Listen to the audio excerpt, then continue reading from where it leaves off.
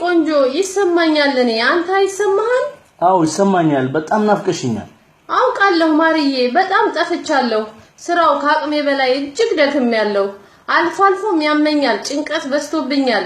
ከዚህ ከዚያ አልሞላ ብሎኛል ጭራሽ ያንተም ናፍቆት ያወዛውዘኛል የነማየም ጉዳይ ግራ ይገባኛል ቀኑን ሙሉ ድካም ቀኑን ሙሉ ሐሳብ ተፈራርቆብኛል ከሀገሬ ገብቼ ባርፈው ይሻለኛል ፍቅሬ ስትጠፊብኝ እኔም ብዙ አሰብኩ ወይ ሌላ አግኝታለች ብዬ እየተጨነቅኩ ስራም የለኝ ታውቂያለሽ ኑሮ ላስቸግርሽ እንደው ልብስ የምለብሰው